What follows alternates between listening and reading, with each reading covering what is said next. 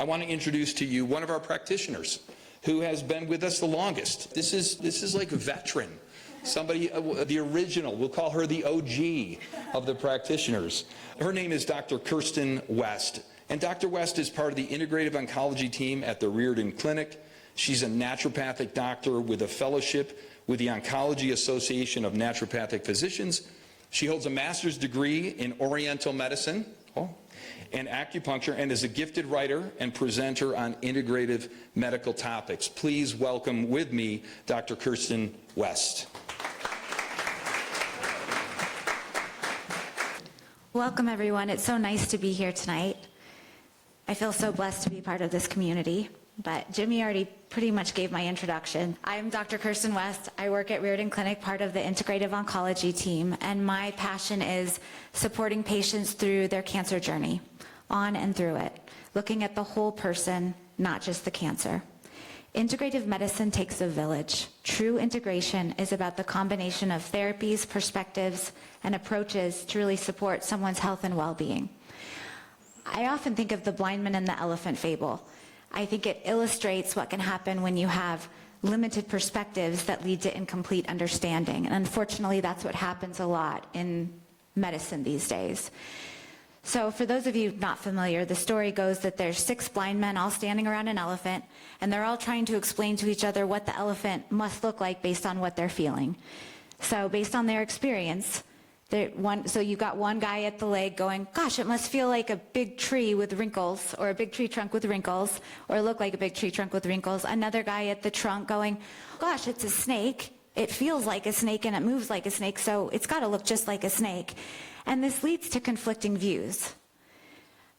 The thing is that they're all partially right, but the collective understanding is far from complete. And it's when you put all of these different perspectives together that you see the full picture and you see the patient. And that's what integrative medicine is all about.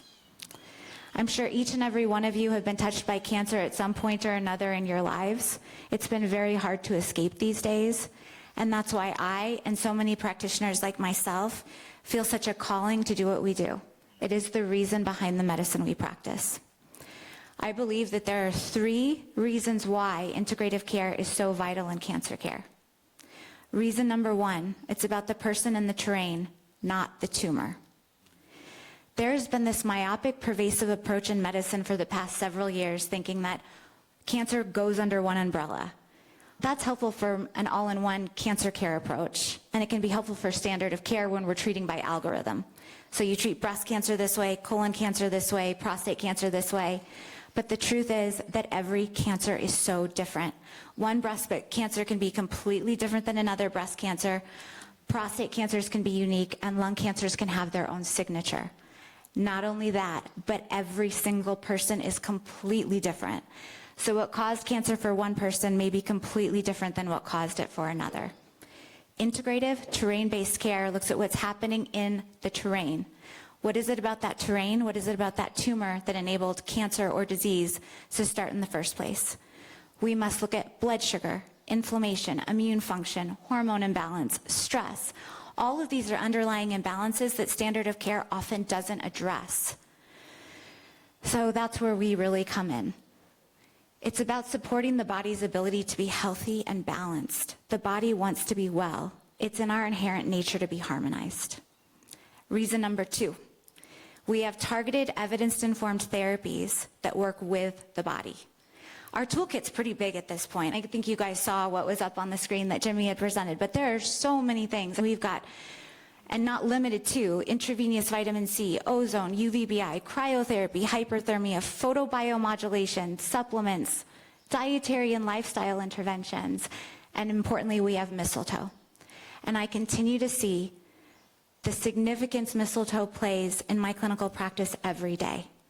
Its worth lies in its immune and cytotoxic properties, its anti-angiogenic potential, its profound support of well-being, and its ability to inhibit cancer cell growth. We are hard-pressed to find another therapy that is so well-rounded, so all-encompassing, and provides so much benefit to our patients. And I've been reflecting, I was thinking about this the other day, there's this movement coming out of China and Japan, and it's infiltrating into the Western countries, but it's this concept that nature makes us healthy. Being in nature gives us health. And we're now seeing that in clinical studies. So people who actually commune in nature have greater longevity, longer overall survival, and we now know that it's because trees put out chemicals that actually stimulate our immune system and harmonize our physiology. And I was like, gosh, this is what mistletoe does. We're bringing mistletoe into our house, we're bringing it into our bodies, we're using it to commune with nature in our own way. Not only that, but mistletoe grows in trees. So this strange change based on the trees that it grows in. So we can pick mistletoe specifically to match a patient's constitution, where they're at in their cancer journey, and also what type of tumor they have or have had.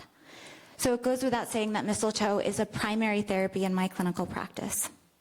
Reason number 3, we must empower patients with personal strategies and advanced monitoring. Integrative care, when practiced in its entirety, yields information and therefore power.